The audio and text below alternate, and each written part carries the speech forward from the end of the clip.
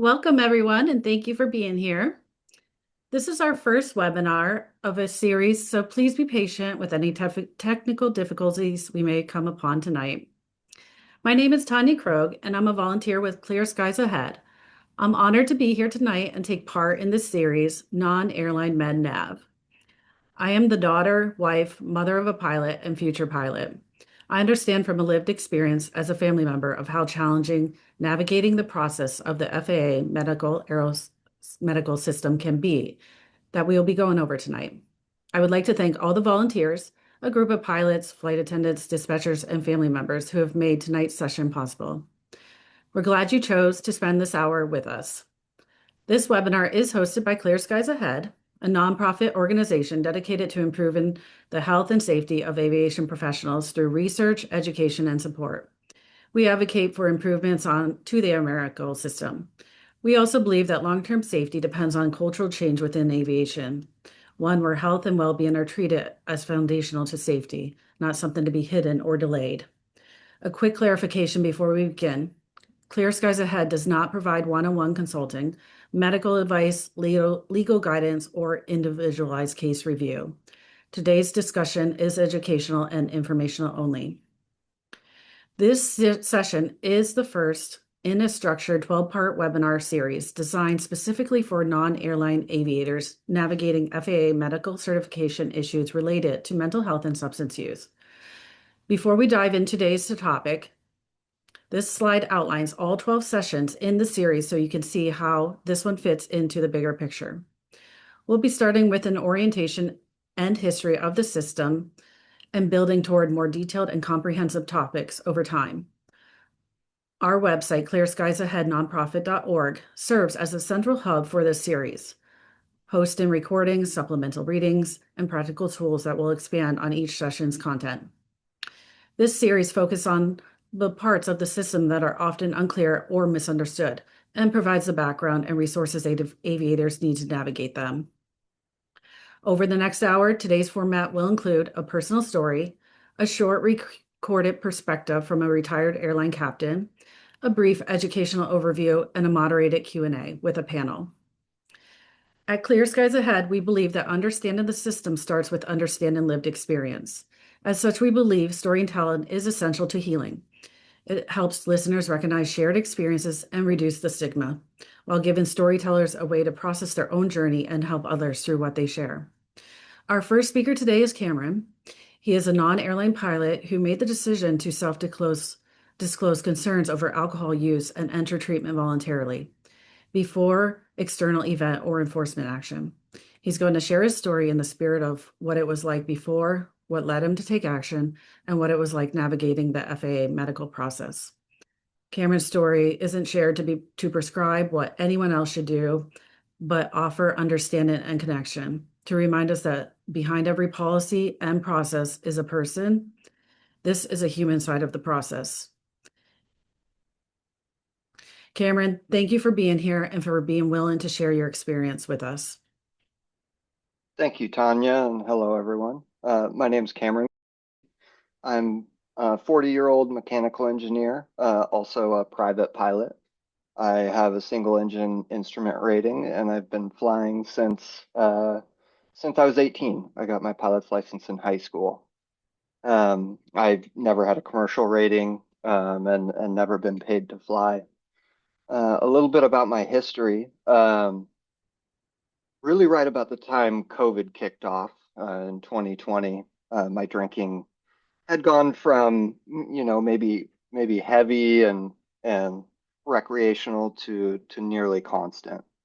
I really just kind of lost control of when and how much I would drink, and was largely drinking anytime I didn't have something important to go to, or if I was going flying or something like that. I really became kind of terrified at where my life was going. I never got a DUI. I never got arrested for drinking. I never got in trouble with the FAA or anything like that. I never flew intoxicated. But I could see, the walls closing in on me. And I knew I was eventually going to run into legal trouble or lose my family. So I was really scared about all of that. And on top of that, even though I work as an engineer, I think I identify more as a pilot than I do an engineer. It's a huge part of my life. Um, I knew that the FAA had a process for people that were struggling with drugs and alcohol, but I didn't know anybody personally that had gone through that process. I had never heard of HIMSS. And so I didn't know, if I went into treatment or if I told my doctor how much I was drinking, if I would ever be able to fly again. I co-owned an airplane. Didn't know if I would have to sell that, if the FAA would be interested in allowing somebody that doesn't work, for a living as a pilot, if they would ever trust them again with a medical. And for all these reasons, I was incredibly hesitant to self-disclose and start the medical process of going into rehabilitation. Um, in April of 2021, it had finally come to a head, and I knew I needed help. So I checked myself in voluntarily to a month-long alcohol treatment program. I attended that and did my best through it. Um, Shortly after I got out, I didn't know if my medical was even still good. I didn't fly, but I didn't know what to do next. So I searched the internet. I found an AME, a HIMSS AME that did consulting. And so I paid, I don't even remember how much it was, but paid for a conversation with a HIMSS AME in a different state and just told him my story. You know, he basically confirmed immediately, yes, your medical is no longer valid and you cannot fly anymore. And he recommended, the FAA website to look at some of the documentation and recommended that I find a HIMSS AME local to me that I could consult with and start this process. Um, Again, I was just terrified that I wouldn't be able to meet the requirements, or that because I was a GA pilot, that the FAA wouldn't take the time to even consider me. But I went and met with a HIMSS AME. Just by chance, the AME that had signed my last medical was a HIMSS AME. So that was some good luck in my part. I sat down with him and he listed all of the things that you have to do to kick off an application for a special issuance. Um, that was a very long list. It was quite daunting. A lot of those items were optional for a GA pilot, but he recommended, considering the level of alcoholism you were diagnosed with, I recommend you do all of them, even if they say optional.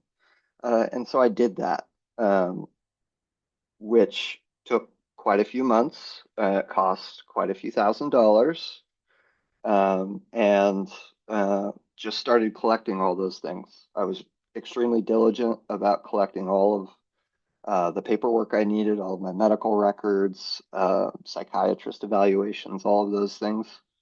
And I guess I'll say, submitting that is not a simple process, in that you have to supply your AME with all of these documents. There's no, simple FAA website where you can just upload these things and it gives you a nice graphical user interface of your progress. And all of that was pretty scary, because I didn't know if these hundreds of pages of documents were the right documents or if they were in the right format. I didn't know if they included the correct information. Um, but I got everything together over the course of several months. I, sent a WinZip file to my HIMSS AME with a couple of dozen documents, and all I got back from my AME is I've submitted it for you. Um, and that's when the waiting starts. Again, there's not really like an FAA website that tells you where you are in line, or that everything you submitted was the correct information or that it was complete. I just kind of went into a holding pattern, for lack of a better term, hoping that that what I sent was correct. Um, it took about a year. I'm happy to say that um, I never got the dreaded email of, or not email, but mail from the FAA asking for more information. Um, I had been diligent enough and organized enough that the first package I sent them was satisfactory, and I I got a third class special issuance medical in the mail. Um, Again, that took about a year, and there was a lot of stress during that time. What I will say is that, for me, all of the things that I was required to do, going to AA meetings, getting a sponsor, going to mandated random drug testing, um, all of that worked for me in the sense that I have 4.5 years sober, um, and I continue to operate, what I think is a very good recovery program. Um, it takes a lot of time and it takes a good bit of money, but if you stick to the process that that Alcoholics Anonymous lays out, I think they give an extremely good chance of maintaining sobriety and improving your life. So, now it's 4.5 years later since I exited uh, alcohol treatment, and my life has improved in more ways than I can, possibly say. I have a 16-month-old son. My career has taken off. I think I'm a better pilot than I ever was. I take it more seriously. I participate in a lot of different aviation programs, and I attend birds of a feather meetings. That's another thing I'll say is that, a few months into my recovery, my wife actually found it. She said, I found this AA program that is sort of devoted to people that work in aviation. You should check it out. And that was truly transformative, because I was able to meet people who had been through the HIMSS program, who could understand, what my stresses and my fears were about going through um, this FAA program that can sometimes be daunting and have a large lack of information. Um, so I got a lot of help from them. I don't think I would have gotten my special issuance medical back as quickly as I did if I didn't have the guidance from people in that program. Um, and so, I'm back in the air. My life is, you know, better than I could have ever imagined. I was initially scared that I would never be happy if I couldn't drink alcohol. And now because of the HIMSS program and AA, you know, my life is absolutely incredible. Um, and I wouldn't ever want to go back to where I was before. So thank you all for listening to my story. Thank you, Cameron, for sharing your story so openly. Your story highlights something we hear often, that even when aviators take responsibility, proactive steps for their health, navigating the FAA medical process can still feel confusing and isolating without context or guidance. We're now going to shift briefly to a recorded perspective from an industry expert. Tammy is a recently retired 777 captain.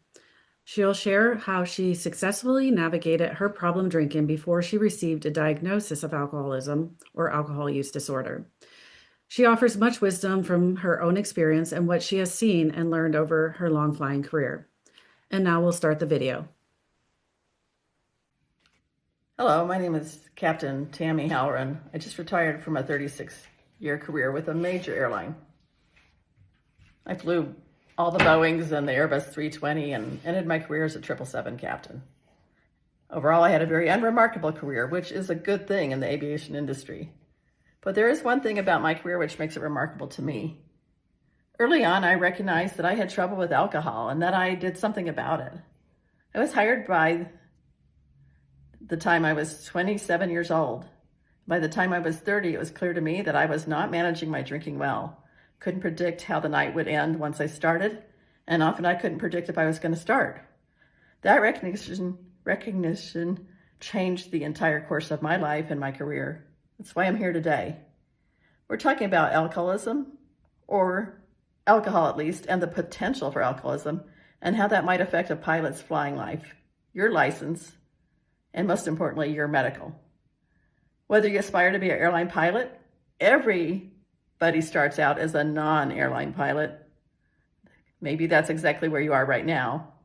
And every alcoholic also starts out as just a potential alcoholic. The earlier you recognize that potential and take steps to address it, the more likely you are that you will never cross into formal FAA intervention at all.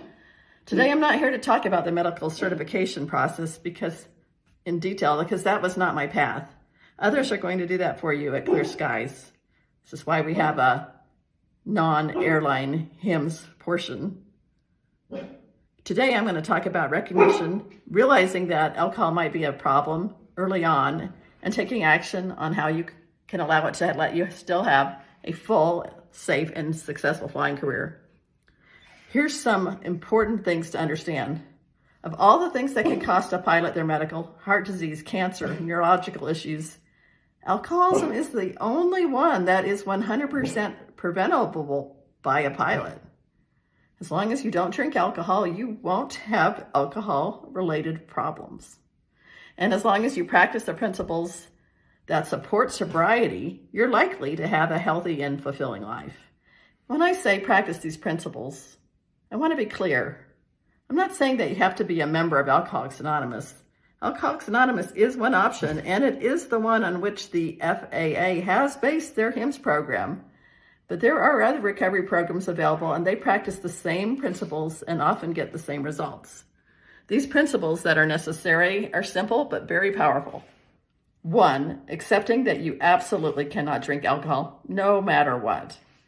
2, taking inventory of your behavior and sharing that with other people. 3, making amends when you've been wrong. 4, relying on a power greater than yourself, and whether that's a higher power or you actually call it God, or it's just a community of people with shared values. All that is good. And then the 4th one is helping others who also seek recovery from the effects of alcoholism in their life. The FAA has been convinced through decades of data now that pilots who recover from alcoholism and live by these principles can safely fly and are successful. Now, in this room, there are likely to be different groups of people, some of you of which have probably no record at all. Nothing that has ever reached the FAA.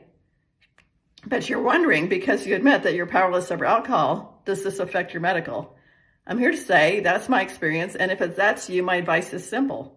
Lean hard into your recovery program, stay engaged, and keep doing what's working. Now, others of you may have had a minor incident years ago, or you sought treatment before you even started flying. So this leaves a medical record, either in your past of a diagnosis of abuse from alcohol or dependency, or there's a legal record which indicates you might have a problem. If that's the case, the FAA is going to want proof that this treatment worked, whatever treatment you did, and that you've been abstinent for at least 2 years. And that means gathering some records before you apply for your flying medical. This is critical. Do not apply until you're prepared.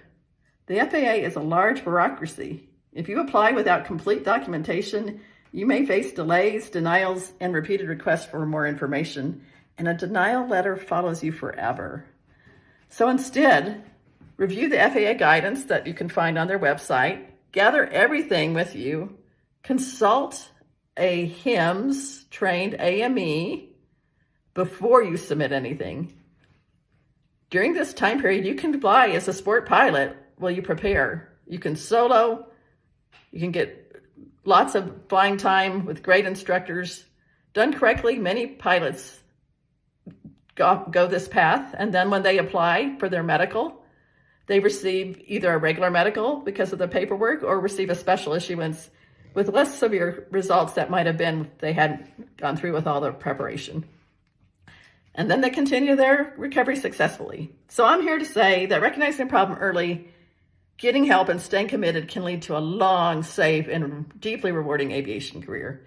Thank you for listening to me today, letting me share my experience, strength, and hope. And I hope it brings some clarity and even a little hope to those of you who are wondering if it's possible. Thank you, Tammy, for sharing your perspective. And for many years, you spent flying and mentoring others in the industry. We're now going to shift into the educational portion of today's session. This is intentional. After hearing personal experience, structure helps ground the conversation and provides context for how the system actually works. I'm now going to turn things over to Stephanie Day, who will walk through an overview of how FAA medical certification functions for non-airline aviators, with a focus on mental health and substance use issues. Stephanie serves as the General Aviation Representative of the HIMSS Advisory Board and has spent many years navigating this process personally and advocating for better education and transparency within it. Stephanie, whenever you're ready.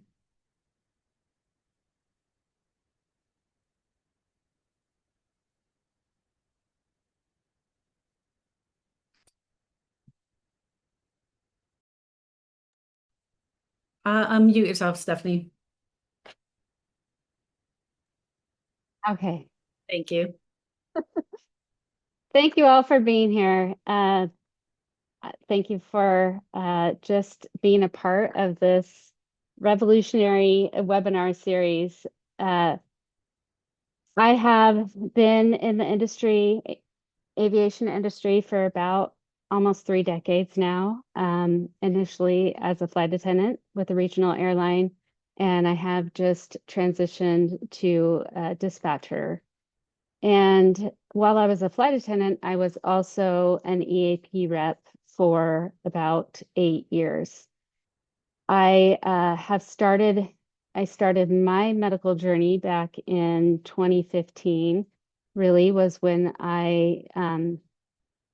well, let me back up. I've always wanted to be a pilot, and ended up putting my family first, and then in 2015 decided I was going to start pursuing moving from the cabin to the flight deck. And it was at that time, as I got closer to soloing, that I realized that if I was honest on my medical certificate, when I went to fill out the 8500 Med Express form, that I wasn't going to get a medical based on my prior diagnosis and DUI. And so I really froze in fear, and I did nothing for nearly a year before I felt like a little bit more confident to move forward. And really the first step was to get sober, because I was still drinking. And so that was kind of where I started, how I came to be on the HIMSS Advisory Board and speaking on your behalf today, and as a representative to what we're calling non-airline aviators, is that I attended my first HIMSS conference in 2022 and have attended every year since then. I was honored to speak at the NTSB's Mental Health and Aviation Symposium, also as a representative for aviators. And I just initially went down this path because for my own journey, my own reasons, but I have really become passionate about it. And it's been a subject that I guess I just can't get enough of. So I'm happy to be here and share with you guys today. We're going to go into the educational part of our webinar. It's a little bit boring today, but I think we need to kind of give a little bit of context and just lay out some terms as we move forward and do a deep dive in this series. So let me share my screen and get to the presentation. So why does this webinar exist? It exists because this information is not available really anywhere else. We all know the resources that we have available. Mostly, we absolutely can go to the FAA website and get information there, but most of the information that's available is either for airline pilots or really guided to the AMEs, the aeromedical examiners. And there's very little that speaks to the non-airline aviator. And so what do we mean when we say non-airline aviator? This is a new term that we have coined here. So a non-airline aviator is really somebody who needs a medical that is not under the support and guidance of an airline or union. So if you're Part 121 or you have a specific HIMSS program that you are working under, you would need to follow that guidance. Everybody else is really going to fall into this non-airline category. And so when we talk about general aviation, I think most people think general aviation is just the hobby pilot and somebody who flies around to get their $100 hamburger. But really, it's general aviation is everybody. But so we coined the non-airline term to make it a little bit more all-encompassing, including air traffic controllers who also need to have a second-class medical. So this process can put you in fear, a lot of fear. And people that are joining the series or coming to this resource to get information are going to be in all avenues of their process. I hope that you're coming at the very beginning and you are gaining information before you start, but it's also useful, I think, as you are towards the end, like me, and can get some more information to help others and continue to help yourself as you live through the process. So fears are real. We don't know what we don't know, and we don't know, it's just they can definitely be roadblocks. But when we can start taking steps, we can start seeing the next path forward. And I know for me that has been a big part of my journey is the unfolding of the next step, because there have been a lot of times that I have had to just stop and pause because I was hitting walls or roadblocks and I didn't know the path forward. And so I just had to wait, and then it would be revealed. And then I'd move forward again once I had the information or know the next right step. So now we're going to shift into this educational part. I'll try and go through it fairly quickly. I know these slides are a bit boring. I'll promise the next series will be a little bit more interesting.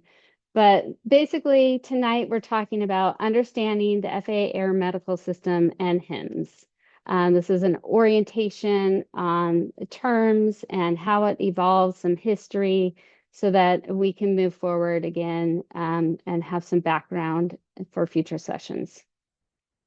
So, as most of you know, FAA medical certification is regulatory. So what does that mean? It means that FAA's job is to manage risk. They are governed under regulations 14 CFR Part 67. Their role is certification, not treatment. So as we walk into an AME's office, he's not there for your health care. That doesn't mean they don't care about you, but they are there to report and evaluate. It's a regulatory system. So this took me a little while to understand because I took this process very personally for many years as I was going through it. And it finally dawned on me that I am not the customer, that I am an individual in this larger unit. And so really the FAA's primary responsibility is the national airspace. They are the customer. And so their decisions that they are making are keeping in mind that who their customer is. Like I said, I just transitioned from the cabin to dispatch to operations, and I do see this dynamic in play now as I'm on the desk and in the office. It's interesting how it feels a bit disconnected from being out there. And thankfully I have that experience. I know what it's like to be on the plane and in the air. But it is more disconnected and having to look at the whole picture. So again, how are the aeromedical decisions made? They're made with a risk management framework. All of this is being said again to like understand how the decisions are being made so that you can depersonalize it a little bit and do what you need to do to help the FAA provide, help the FAA gather the evidence so that they can make that decision. So decisions are made, with documents through patterns. So this is not to say that they are fair or equal. It just is.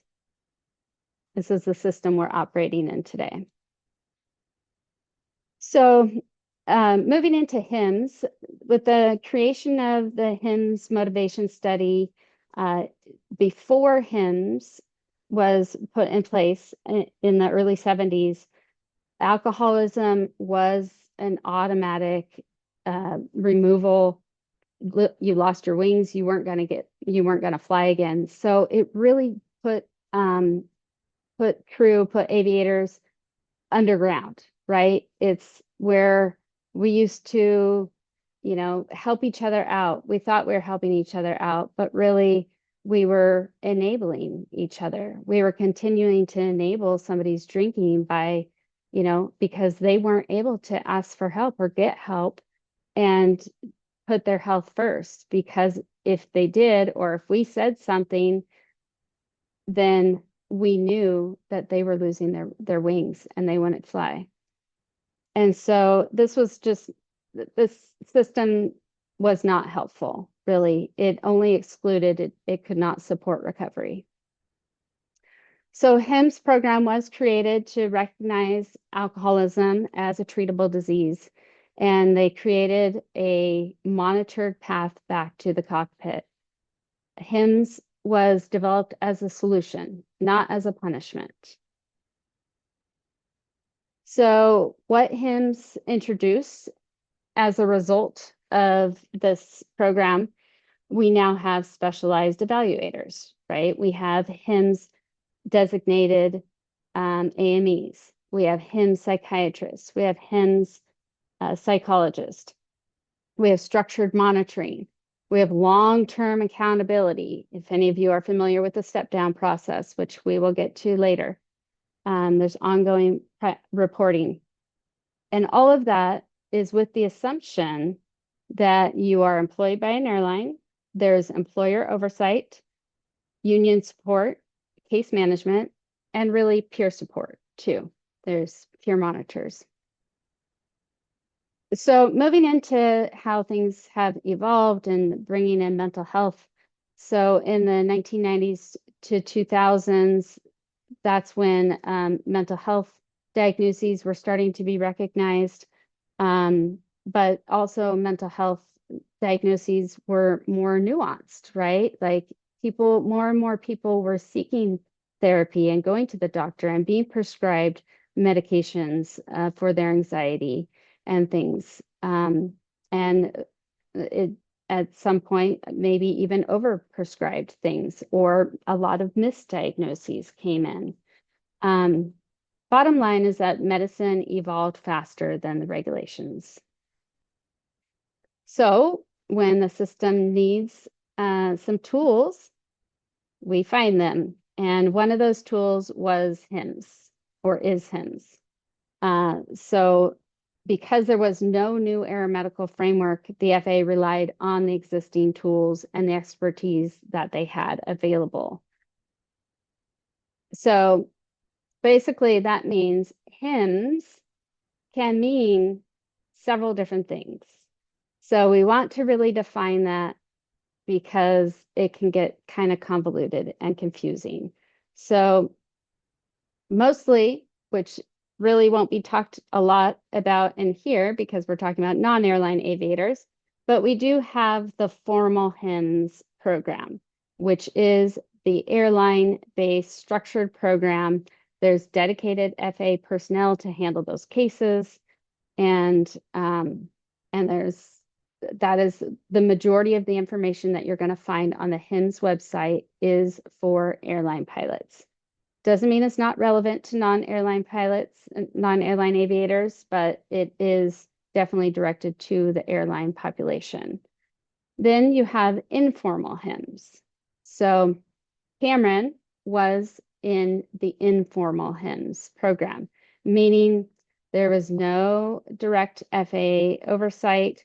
He had to build his program on his own. You heard about all the challenges that he had.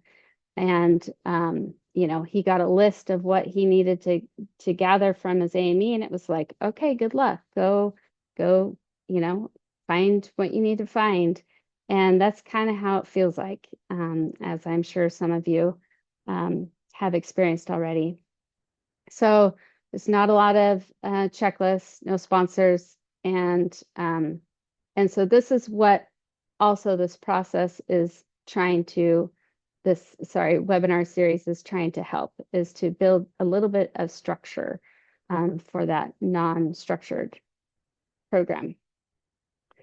And then there is the third category, which is a requirement to see a HIMSS qualified provider. So either a psychiatrist, psychologist, or a HIMSS AME.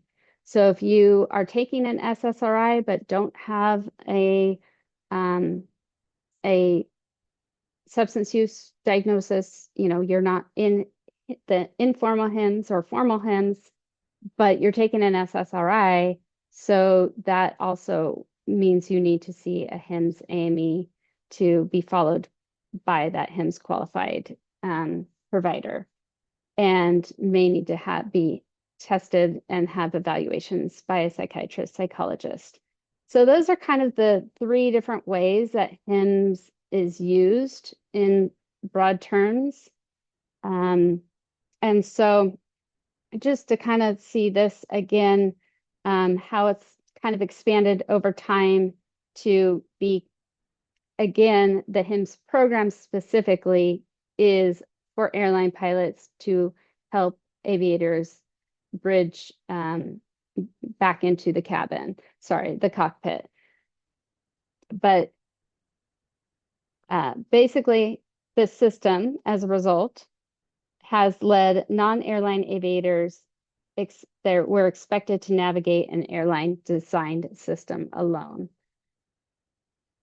So we have the same standards, different support, right? The same medical standards based on CFR 14 Part 67, but we have little to no support. So, which leads to a very different experience for us.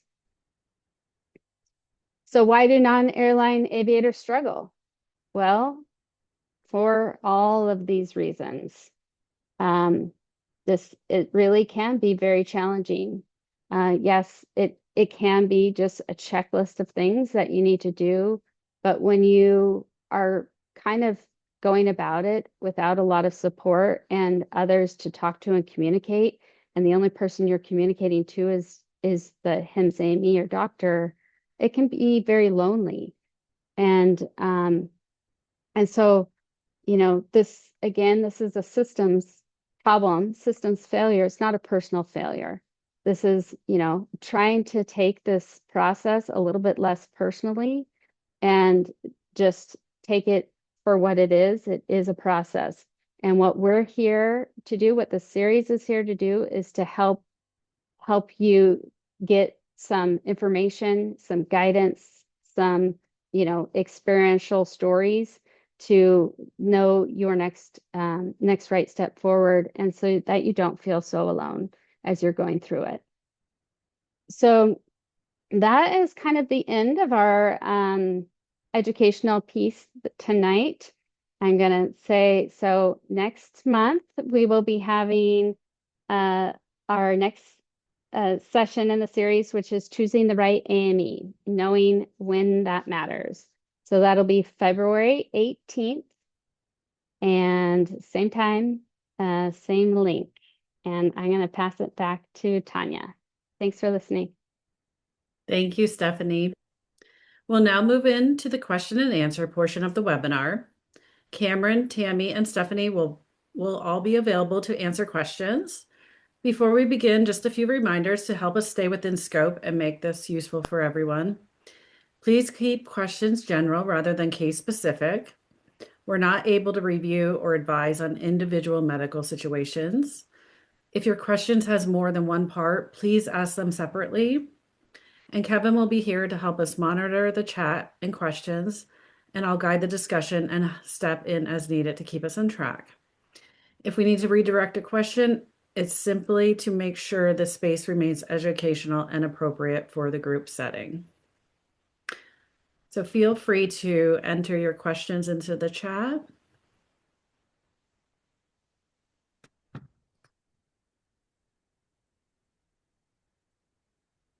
All right, we have our first question. Who is this webinar series for? Yes, so this webinar series is for, as we kind of went over already, the non-airline aviator who is really navigating this process on their own, blindly, not a lot of information. Somebody has had a DUI or maybe multiple DUIs, substance use issues, mental health diagnoses. Anybody who's been told your case is complicated, this is a good place for you. Thank you. Our next question, is this series about getting an FAA medical certificate approved? No, the series is not specifically about how to get your medical certificate approved, although, of course, that is what we all desire. Nobody desires to have it denied, right? So it is really about giving you tools and information, and so that you can support yourself and know what the next step will be in the process for you.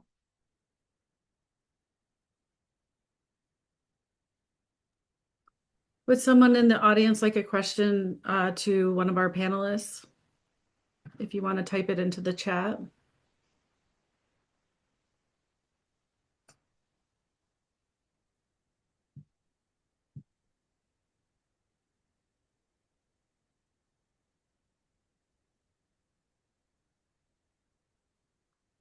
Someone says, I haven't applied for a medical yet. Is this series still relevant? Yes, you would be the perfect person to be here because you're going to get all the information up front and really be prepared before you start your process.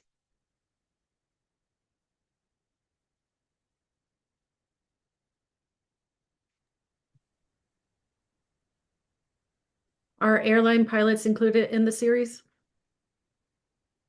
Again, airline pilots are not specifically included. If you're with a Part 121 carrier who has their own HIMSS program, you need to follow the guidance of that program. But I think everyone in the process could benefit from the information that we'll be providing.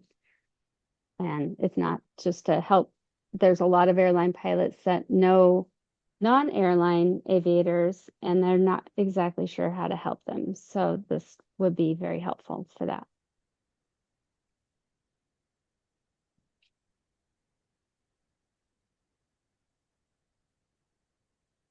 Uh, Another question, does this series cover alternatives if a traditional medical becomes too burdensome? Yeah, we'll really cover that at the end. So the other thing I want to touch on, which I think Tanya will touch on in the at towards the end, is that all of the information for the series will be put on the website. And it is going to take us a couple months to really build out the website. It's a lot of information, but you will have access to like session 12 before we get to December. So you can look ahead and look at all the information ahead of time. And session 12 will be going into um, basic med and sport pilot uh, options, as well as, you know, kind of how do you move on from this process if it's not, you're getting a denial or it's not working for you.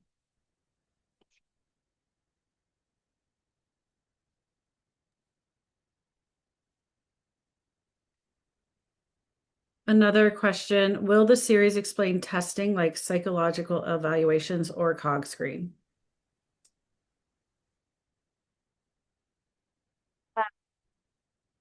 Sorry, I was reading a question. Can you repeat that one, Tanya? Will this series explain testing like psychological evaluations or cog screen? Yes. So I believe it's 6 or 7 that we will have our HIMSS psychiatrist and psychologist on the webinar to specifically talk about testing and evaluations. And again, we will post written information on the website within the next couple months as well.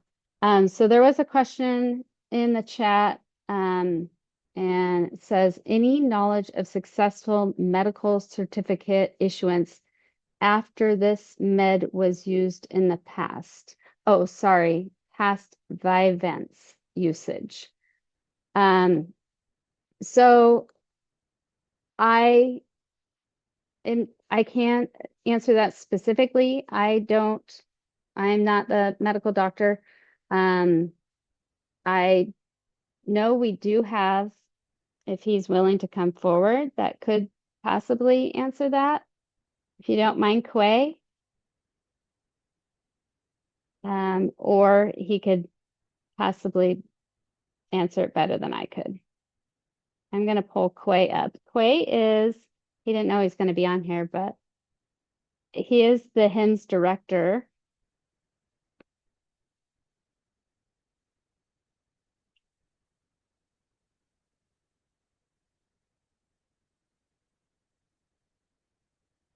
Stephanie, would you repeat the question for me? Yes. So the question is, with a past Vyvanse usage, is there any knowledge of successful medical certification issuance after this med was used in the past? Yeah, so Vyvanse is primarily used for attention deficit hyperactivity disorder, and the FAA has specific protocols for that.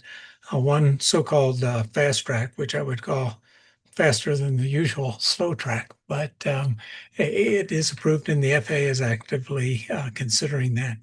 But you can go to the Guide to Aviation Medical Examiners and look up ADHD, and it'll have a list of documents and protocols.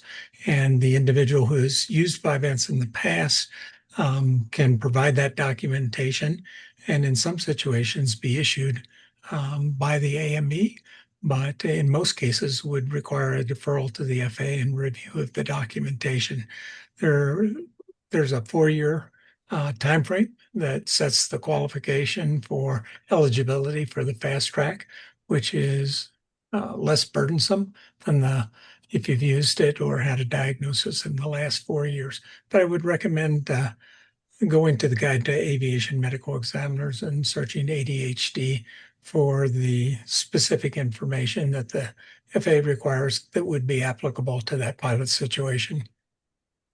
What if you did not use it for ADHD, Quay? What if it wasn't prescribed for ADHD? Do you know anything? I haven't seen many cases in that situation, but Okay. so I don't feel comfortable answering that question. Okay, no problem. Thank you for coming on and answering. Sure. Thank you for what you're doing too. You're so welcome. Thanks, Quay. Stephanie, can you see the other question from Bruce? Let me see. Cameron, this is for Cameron. So I can better help the GA people I work with get their medicals in under 1 year instead of 2+.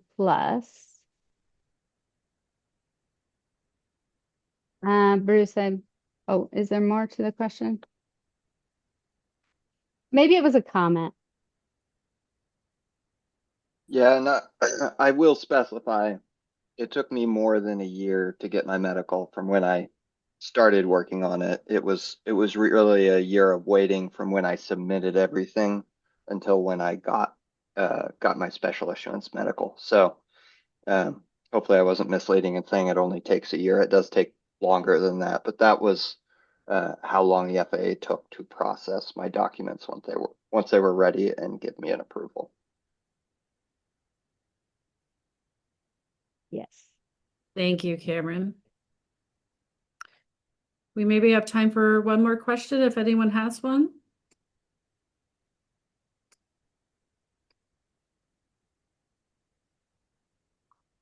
Would there be any last comments, Stephanie or Cameron, before we go into the closing? I don't think so. I mean, I just want to say thank you all for being here again. And now that we've launched our first series, our first session, do hope that you'll share this and come back next month for more deeper dive into AMEs and future sessions. Thank you. Thank you, Stephanie, and thank you, Cameron and Quay. As we come to a close today, I want to thank all of you for being here and for taking the time to engage with this topic. A sincere thank you to Cameron, Tammy, and Stephanie for sharing your experience, perspective, and insight. Your willingness to speak openly helps bring clarity to the system that often feels opaque and isolating. Clear Skies Ahead believes that improving aviation safety requires more than regulatory change alone. It also requires cultural change, one where health and well-being are treated as foundational to safety and not something to delay, minimize, or navigate alone. Before we sign off, I want to briefly highlight the resources available to you beyond today's session. Our website, Clear Skies Ahead, nonprofit.org, serves as a central hub for this webinar series. There you'll find recordings of these sessions, expanded written educational content, and tools designed to help you prepare and think about your own pace. The site is still being developed, so check back often to see additional resources as they become available. In addition to educational resources, Clear Skies Ahead also supports Connection. Fellow Travelers is a confidential peer support community for aviation professionals and enthusiasts who are navigating stress, uncertainty, or major transitions. It's not a treatment program or a certification resource. It's simply a space for honest conversations and shared understanding. You'll also want to be aware of Birds of a Feather, a network of Alcoholic Anonymous meetings created specifically for pilots and aviation professionals. While Clear Skies Ahead is not affiliated with or involved in hosting these meetings, they can be a valuable source of peer connection and support for those in recovery. More information is at boaf.org. There are many other avenues available for support. However, these are too specific to aviation. All of these offerings are meant to work together. The webinars provide structure and content. The website offers depth and continuity, and the peer space offers connection. A final reminder as we close, today's information was shared for educational purposes only. FAA requirements and processes can change and individual circumstances vary. Always rely on current official guidance and appropriate professionals when making decisions about your medical certification. Our next session will focus on choosing an AME and disclosure decisions, which is where many of the most consequential choices occur. We'll hope you'll join us. Thank you again for being part of this community and helping more aviation culture to a healthier direction. If you enjoyed today's session and would like to help support our mission and the content we're creating, we'll have a slide up with a QR code that links directly to our donation page on the website. Every contribution helps us continue this work. We're also looking for more voices to share experiences. If you'd like to be featured in a future webinar, we'd love to hear from you. We plan to begin each session with a 5 to 7 minute shared story segment, and we're also posting these stories on YouTube and other platforms to reach more aviators. Thank you for considering being part of this effort, and head over to www.clearskiesaheadnonprofit.org. Take care and have a great rest of your day.